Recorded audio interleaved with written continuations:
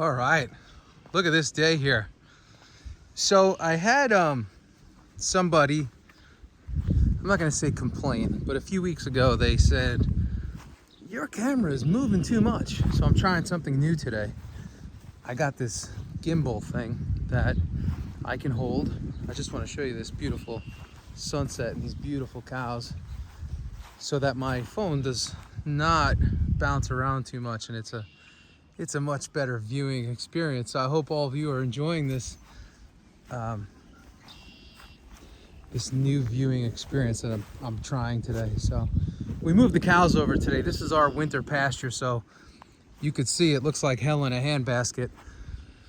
All these tractor ruts, and once things get going here, and we'll probably keep them over here, let the rest of the farm grow once spring hits, and then we'll end up roping this off and probably seeding it over, maybe liming it and getting rid of these tractor ruts. So hi guys, this is a big steer. He's ready to go. Unfortunately, he's that good looking, but we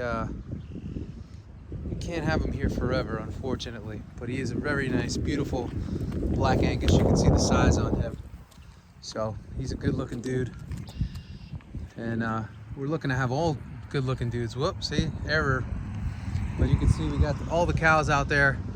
We moved them over here today onto some higher ground. They were across the street for the last couple days. Hi. So they were all over there, and then we crossed them. So, it's interesting. We've had a lot of people reach out and say, hey, you guys, you're wasting a lot of hay by unrolling that hay. And what's interesting is we had Greg Judy here, regenerative rancher from Missouri, over the summer, and all he does is unroll hay. And for us, there's a lot of questions about wasting the hay. And we're not concerned with wasting the hay because that hay has seed in it, right? So every time we unroll a bale, we're adding a seed base to our land. So we're okay with that. But the good thing is we're not really wasting much, because when you trail the cows, like if I were to go across the street and we were to go to where they were just eating, you wouldn't find anything really left over. So we don't feel too bad about unrolling, and that's actually a part of our process here. We were actually in Virginia a couple weeks ago, not too far from Joel Salatin's farm, and all the farmers down there that we came across were all unrolling their hay. So, it's not everybody agrees with it, right? Some people still want to use their bell rings and things like that, but what we found, with a big herd, we'd need a ton of bell rings. That's number one. But number two, it would be a pain in the neck to keep moving the bell ring every time we move the cows, because we move the cows in the winter every couple days, and in the summer we're moving them almost daily. So it becomes just a lot of work. Well, I guess we wouldn't be using the bell ring too much in the summer, but this time of year it's more for us. It's more about spreading the hay out and having a herd of 130. It gives them all a chance to eat in their own spot. So we've had some issues in the past with trampling and things like that when we used to use bale feeders. So we moved away from that. And now we said, forget it. We're not going to use that anymore. We're just going to unroll the hay, and it's worked out really well. Some others have said, but what about parasites? And we've done a ton this winter of fecal testing, and it has all come back with no parasite issues. So we feel really good about that too. So we do appreciate the concerns about the rolling and the parasites and all that. And it was something that we were concerned with, but for a herd that is virtually unwormed, only those that have, we have concern with, they're doing pretty good on this rotational keep the cow moving program. So we're pretty happy with that. And I always say, we're not afraid to learn from the past, our past mistakes, but also farmers of the past that have a lot more experience than us. We're not afraid to learn, but we're also not going to put ourselves in a box and say, well, so-and-so does it this way, so therefore we're going to do it this way. We're going to find the best program that works for us, and we're going to do our best to, sorry, I'm just testing this thing out, to, to find the recipe, specifically for this farm, right? I believe this to be true, that every farm and every farmer has their own recipe for their herd, their genetics, and their land. And every farm plays differently. I come from professional sports, so I spent my career as a coach in professional baseball for the Yankees, and I would always say this: every stadium plays differently.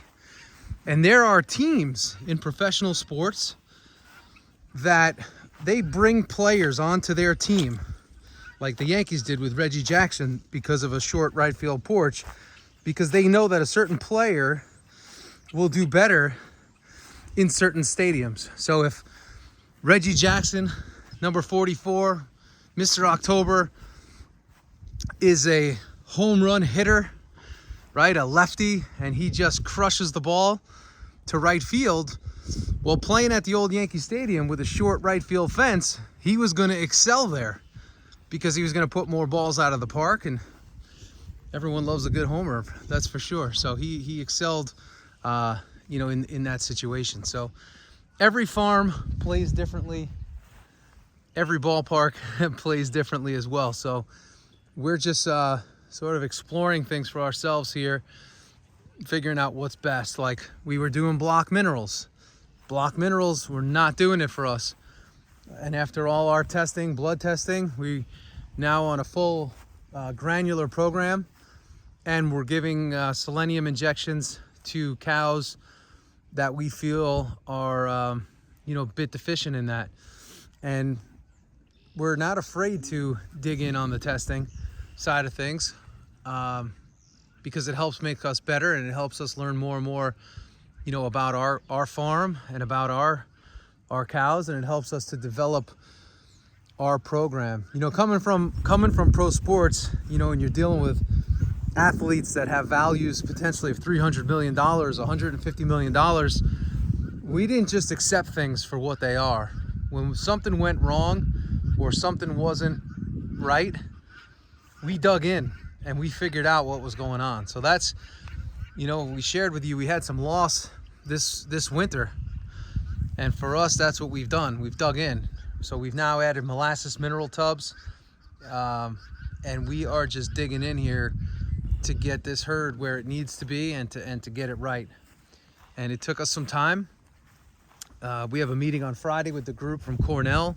We're going to go over all our results from our forage samples, and we're going to make sure that we are on the right feeding program for our herd. And then we're going to start customizing our minerals as well based on some fecal samples that we're going to do. So our feed mill, local feed mill here, is going to help us to develop some custom minerals. So listen, it's all about looking yourself in the mirror at the end of a day, at the end of a night, at the end of a year, and saying, did I do my best?